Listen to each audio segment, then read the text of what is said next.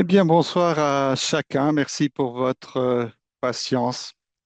Bonsoir à tous ceux qui se connectent pour cette nouvelle session de la formation biblique continue. Alors ce soir, on a la joie, le privilège d'accueillir un frère de Goma, le frère Deo Bengeya, que voilà, j'ai la joie de connaître depuis un frère Deo. Peut-être vous préciserez depuis combien d'années, mais entre 15 et 20 ans. C'est un frère qui est engagé dans son assemblée locale, qui est euh, attaché à la parole de Dieu et qui a beaucoup de soins dans ses préparations et dans la proclamation de la parole de Dieu dans le cercle des assemblées, mais aussi en particulier avec les jeunes. Notre frère Déo a été longtemps aussi responsable du centre biblique de Goma et on a apprécié sa sagesse et son enseignement. Alors peut-être qu'il se présentera encore brièvement, vous l'avez compris, notre frère vit euh, dans une zone compliquée parce que la ville où réside sa famille Goma, la ville où il travaille Bukavu sont deux villes qui ont été prises par un régime différent. Et puis, il y a aussi toute la problématique Ebola autour, et donc, de toutes les manières, vous pouvez prier pour notre frère, pour sa sécurité, comme pour tous les autres frères. Voilà, je vais commencer par la prière. Dieu et Père, merci. Merci pour cette occasion de nous retrouver ensemble devant ta parole. Merci parce que notre frère va nous conduire à travers l'évangile selon Jean. Tu vois ce thème, le secret de la vie. Nous voulons être interpellés, nous voulons être édifiés par ta parole. Une fois encore, nous te bénissons d'être celui qui parle, celui qui révèle son cœur pour notre bien, pour notre croissance, pour notre émerveillement. Alors merci d'utiliser ton serviteur pour nous conduire dans de nouvelles découvertes, dans de nouveaux émerveillements. Bénis ta parole dans nos cœurs ce soir. C'est notre prière. Au nom du Seigneur Jésus. Amen. Alors, je vous salue tous dans le beau nom de notre Seigneur Jésus. Et nous sommes très reconnaissants au Seigneur parce qu'il permet que nous puissions être ensemble à ce moment, à ce net moment, pour partager sa parole. C'est l'évangile de Jean que nous avons intitulé aussi Le secret de la vie. Alors, je voudrais commencer par une anecdote au sujet des photos d'un mariage qui s'était déroulé à Kinshasa. Et avec le photographe, un problème s'était posé. Et les photos étaient détériorées. Les photos du mariage d'un fils d'un haut dignitaire. Et quelques jours après, le photographe vient dans la famille et il dit que les photos se sont détériorées.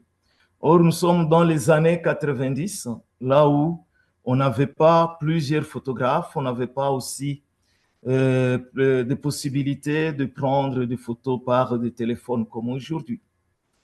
Et ce haut dignitaire du régime ancien, à l'époque de Mobutu, va dire, voilà, on va alors t'arrêter, photographe, hein, on t'arrête jusqu'à ce que tu réorganiseras le mariage de mon fils. Et en organisant le mariage de mon fils, on aura d'autres photos. Et donc, ces photos étaient perdues. Mais c'est une anecdote qui m'aide à vous exprimer aussi que dans l'évangile selon Jean, nous avons des photos, mais pas comme des photos qui peuvent se détériorer. Ce sont des photos, ce sont des photos qui sont éternelles et qui ne peuvent pas se détériorer. Chaque chapitre de l'évangile selon Jean est comme une page d'album que nous ouvrons, ou bien une chambre avec un beau tableau, mais qui présente qui? Le Seigneur Jésus. Et il est présenté dans chaque chapitre sous un ou deux aspects particuliers. Nous pouvons comprendre déjà ainsi l'évangile des Jean. Mais nous savons que dans la Bible, nous avons 4 évangiles. Et la manière dont le Saint-Esprit a eu à inspirer ceux qui ont eu à écrire, les évangélistes, les écrivains, ils ont eu à présenter le Seigneur Jésus de manière différente, sous des aspects différents. Alors, quels sont ces aspects? Par exemple, dans l'évangile de Matthieu, le Seigneur Jésus est présenté comme le roi d'Israël. Dans Marc, comme le parfait serviteur. Par exemple, Marc ne parle pas de l'enfance du Seigneur Jésus. Il est présente à l'âge d'homme fait. Il vient, il est baptisé par Jean le baptiseur et il commence son travail. Dans Luc, c'est le Fils de l'homme qui est présenté. Dans Jean, c'est le Fils de Dieu. Il est présenté dans sa divinité. Calvin a eu à appeler cet évangile l'évangile de Jean, la clé qui ouvre la porte à la compréhension de 3 autres évangiles qui sont appelés des évangiles synoptiques. Ici, les premiers évangélistes racontent ce que Jésus a fait. Celui-ci, l'évangile de Jean, révèle surtout ce que Jésus est dans son intimité. Dans cet évangile, qui a été même le premier à être rédigé, il nous présente le Seigneur Jésus sous une portée plus élevée. Il l'utilise sans doute par la conduite du Saint-Esprit, un langage humain, mais pour parler des choses spirituelles, des choses matérielles, pour expliquer des choses spirituelles. L'image de la finitude pour expliquer l'infinitude. Jean chapitre 3, verset 12. Le Seigneur Jésus parlant avec Nicodème, il va même lui dire, si je vous ai parlé des choses terrestres et que vous ne croyez pas, et si je vous parlais des choses célestes, il va utiliser des choses terrestres, mais pour expliquer les choses célestes, les choses spirituelles. Et donc, nous devons toujours faire attention lorsque nous avons à interpréter, à expliquer l'évangile selon Jean. On peut voir, par exemple, on nous parle de l'eau dans cet évangile, mais il faut que nous cherchions la portée spirituelle de ce concept eau.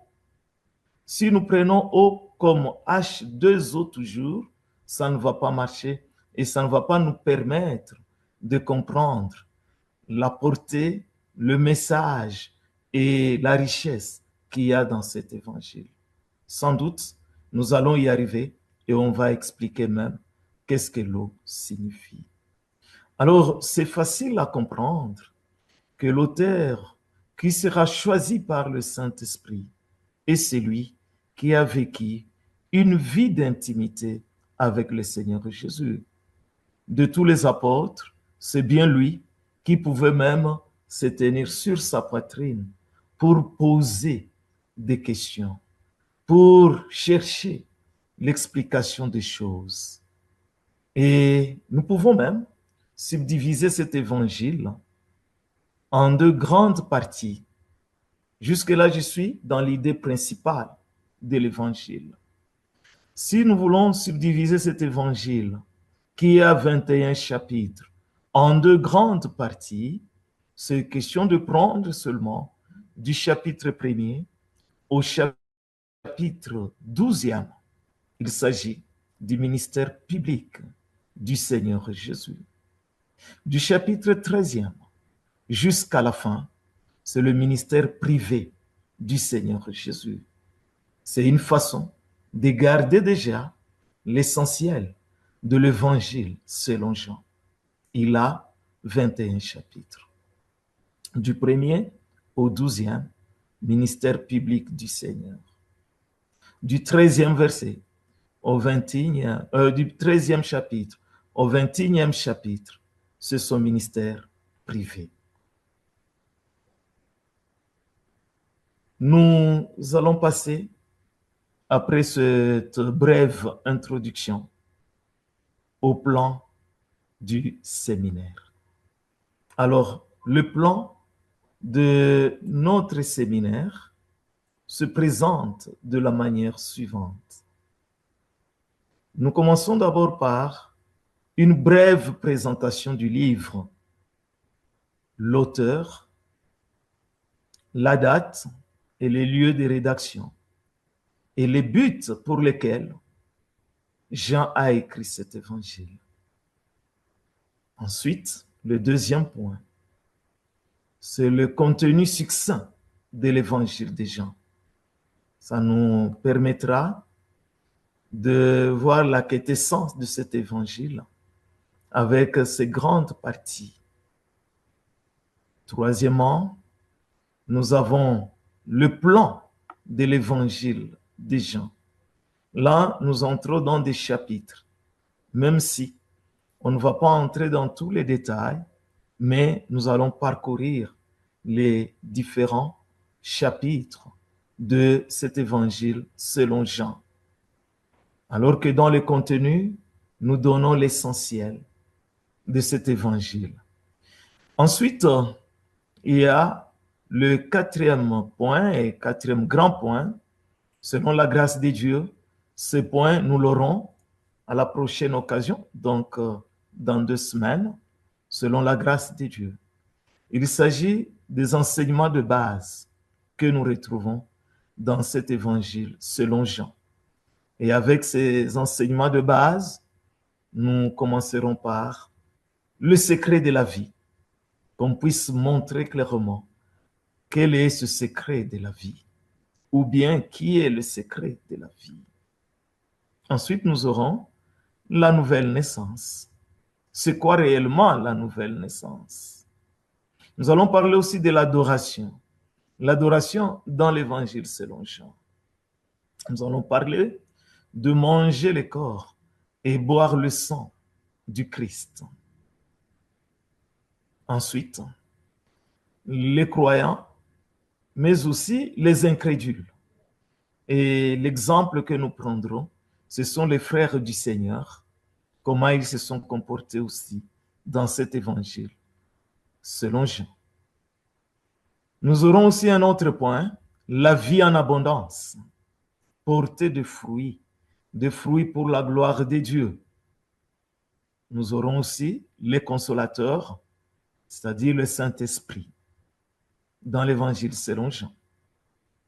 Nous allons considérer les commandements nouveaux que le Seigneur Jésus nous a laissés, l'amour vrai. Et le Seigneur Jésus, nous allons le voir comme souverain sacrificateur. Nous allons parler aussi de sa divinité. Et nous terminerons cette page d'enseignement de base avec la mort et la résurrection de notre Seigneur. Il l'a fait pour toi, il l'a fait pour moi. Il est mort et il est ressuscité pour que nous ayons la vie. Alors nous commençons donc avec le tout premier point, brève présentation du livre. Et dans cette brève présentation, nous allons considérer l'auteur, la date, les lieux de rédaction et puis le but.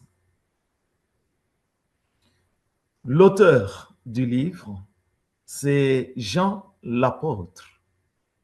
C'est l'apôtre Jean qui est l'auteur de ce livre. Et il est nommé dans ce livre le disciple que Jésus aimait. Il est bel et bien l'auteur inspiré de cet évangile. Comme les autres évangiles, ce quatrième évangile ne porte pas le nom de l'auteur, mais ce sont les preuves internes et externes qui corroborent avec l'opinion de ceux qui nous ont précédés dans la foi et qui indiquent que cet évangile a bien été écrit par l'apôtre Jean. Donc, c'est l'apôtre Jean qui est l'auteur. Mais quelles sont ces preuves? Commençons d'abord avec les preuves internes qui nous indiquent que c'est réellement l'apôtre Jean qui est l'auteur de ces livres. Alors, nous voyons que l'auteur doit être l'un des apôtres parce qu'il emploie la première personne du pluriel.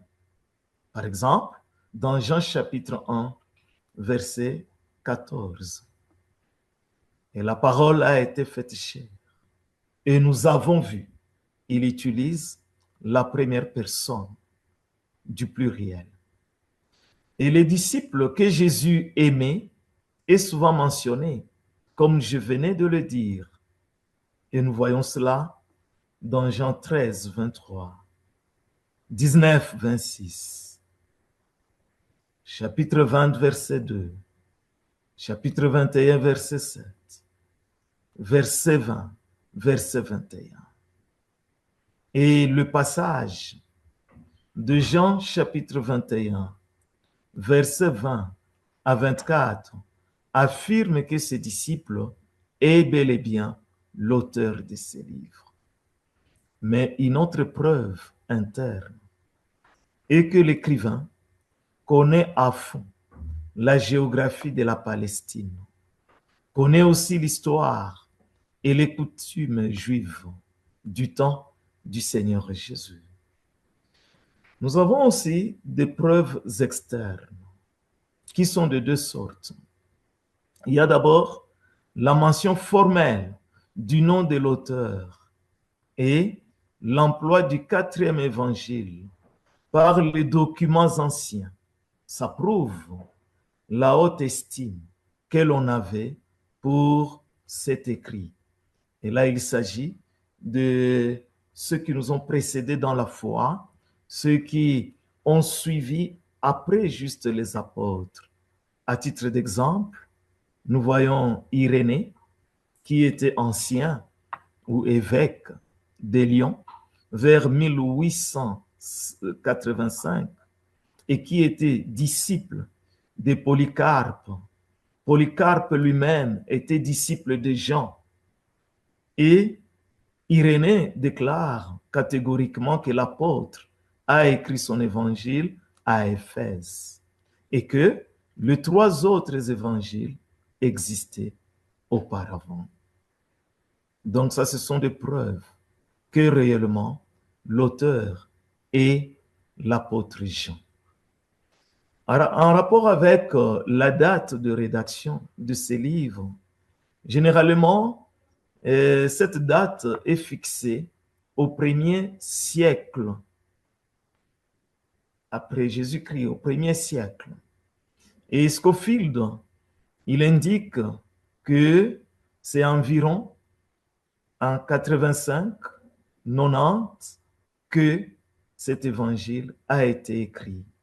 Il y a eu même des fragments de papyrus contenant des versets de Jean qui ont été découverts en Basse-Égypte.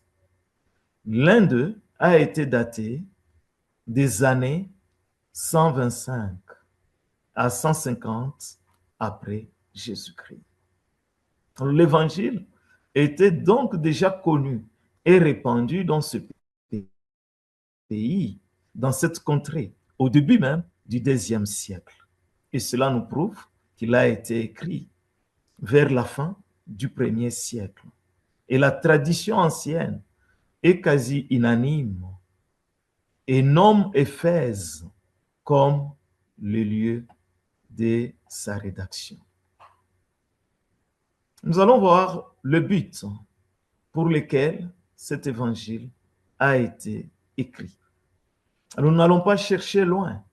Le but pour lequel cet évangile a été écrit Jean lui-même indique le but de l'évangile.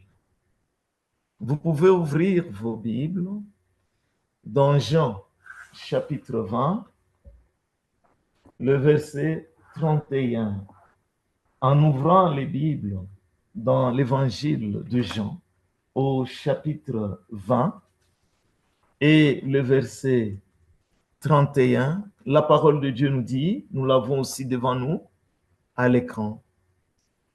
Ces choses ont été écrites afin que vous croyiez que Jésus est le Christ, le Fils de Dieu, et qu'en croyant, vous ayez la vie en son nom. Nous pouvons retenir deux ou trois choses dans ce verset. Nous pouvons retenir d'abord que le Seigneur Jésus, il est le Fils de Dieu et il est fortement présenté comme Fils de Dieu dans sa divinité dans cet évangile de Jean. À titre d'exemple, on ne parlait pas de son enfance dans l'évangile selon Jean, mais on les présente comme celui qui était avant même la fondation du monde. Pourquoi? Parce que dans Jean chapitre 1, à partir du premier verset, au commencement était la parole. Et la parole était avec Dieu. Et la parole était Dieu. Ça nous montre déjà que la parole était bien avant. Et au verset 3e, toutes choses du chapitre 1er ont été faites par elle. Et rien de ce qui a été fait n'a été fait sans elle. Deuxième chose à retenir dans ce verset est que la vie, la véritable vie, on l'obtient en croyant au Seigneur Jésus. Lorsqu'on croit, on obtient la vie éternelle. Et cette vie éternelle, on l'obtient, c'est par le nom du Seigneur Jésus. Et en écrivant cet évangile, l'apôtre Jean, qu'est-ce qu'il voulait? Il voulait d'un côté amener à la foi ceux qui sont encore éloignés et vous tous qui nous suivez en ce net moment, si vous n'avez pas encore cru au Seigneur Jésus, il faut croire au Seigneur Jésus. Ce n'est pas moi qui dis cela, mais le Seigneur Jésus l'a dit dans l'Évangile, selon Jean, au chapitre 3e. Il dit, il faut que vous croyiez lorsqu'il parle avec Nicodème. Et de l'autre côté, c'est pour affermir ceux qui sont déjà chrétiens, ceux qui ont déjà cru au Seigneur Jésus, pour que leur foi grandisse. Or, nous tous, nous avons besoin que notre foi puisse grandir, comme les apôtres pouvaient dire au Seigneur, augmente-nous la foi. Oui, cet évangile nous aide pour faire croître notre foi. Nous allons passer au deuxième grand point, c'est-à-dire un contenu succinct de l'évangile de Jean. Oui, l'évangile de Jean commence par un prologue. C'est dans Jean chapitre 1er, à partir du premier verset jusqu'au 18e verset. Et nous pouvons lire même ce passage de ce prologue comme un véritable poème. Il suffit de découper un certain nombre de versets, les découper en vers, et ça devient un poème. Au commencement était la parole. La parole était avec Dieu.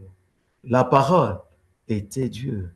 Elle était au commencement avec Dieu. Toutes choses furent faites par elle. Et rien de ce qui a été fait n'a été fait sans elle. En elle était la vie. Et la vie était la lumière des hommes.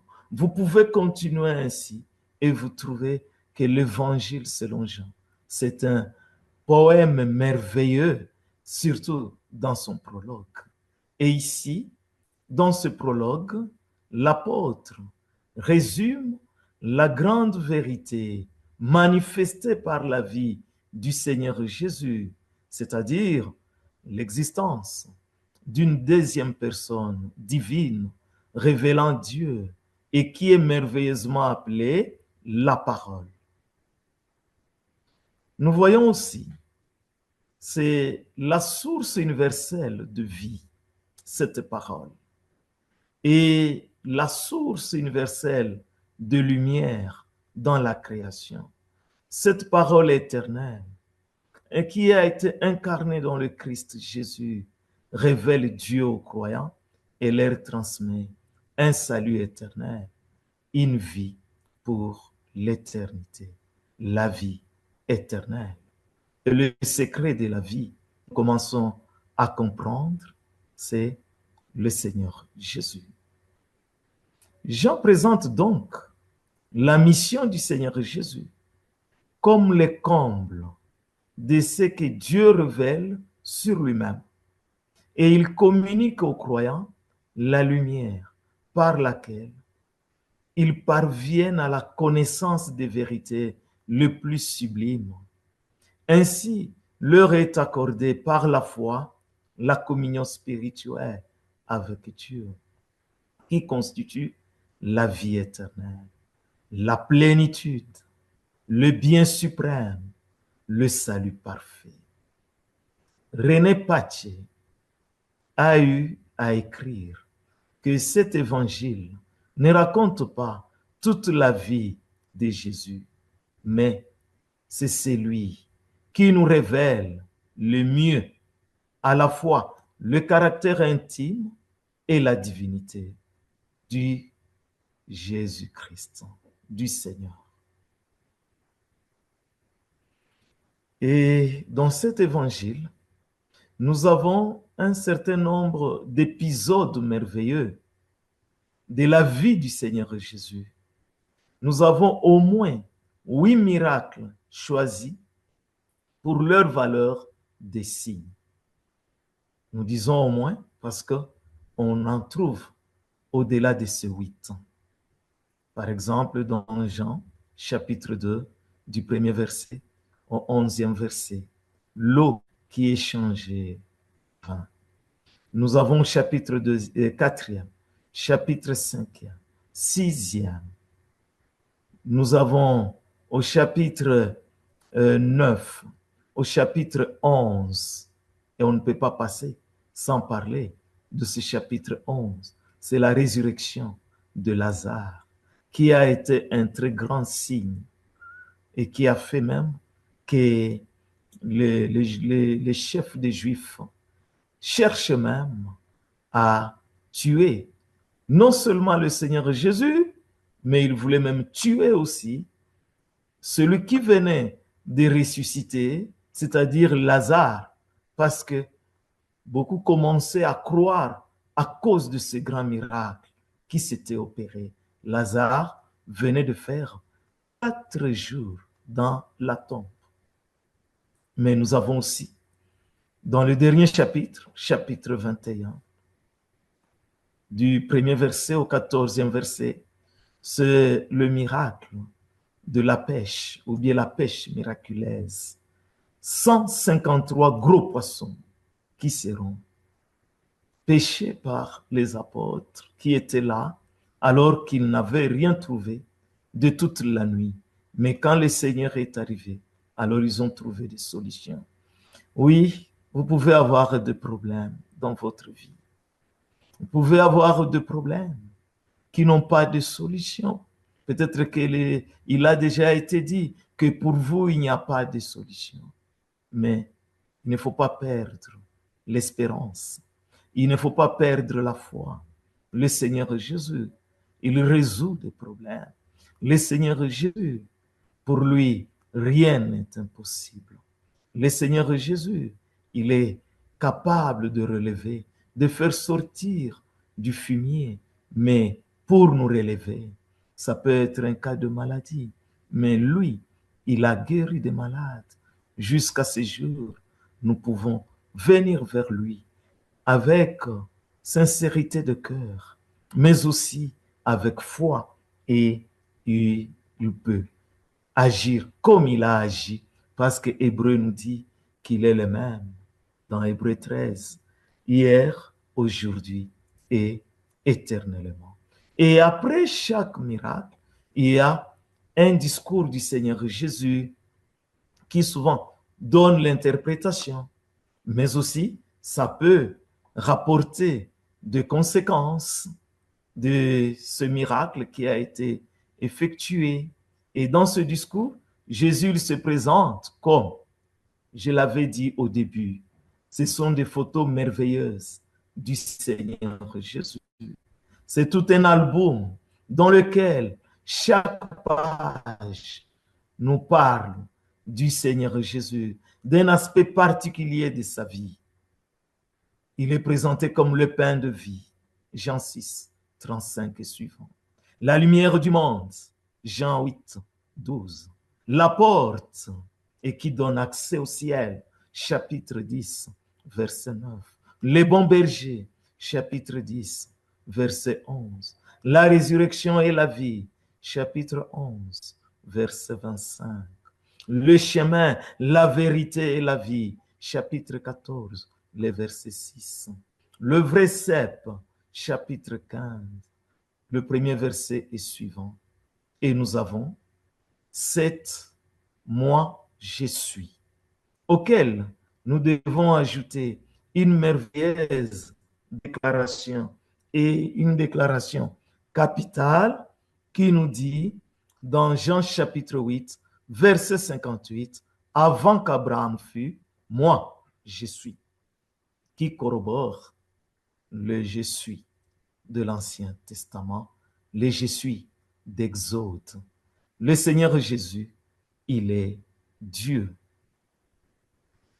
Et la moitié de ce discours s'adresse à ses disciples. Jean est le seul qui nous ait conservé le contenu des discours d'adieu du Seigneur Jésus. C'est le testament du Seigneur Jésus à partir du chapitre 13 jusqu'au chapitre 16e. Et puis la prière sacerdotale du Seigneur Jésus au chapitre 17. Et là, il s'agit du travail très particulier du Seigneur Jésus.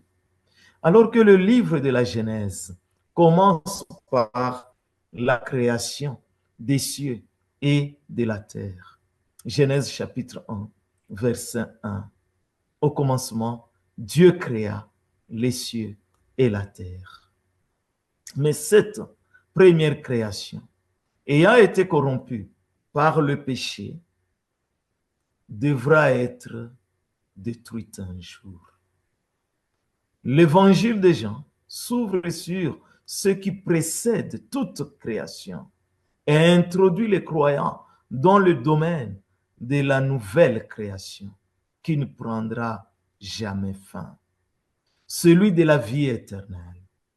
Cet évangile montre Dieu dans la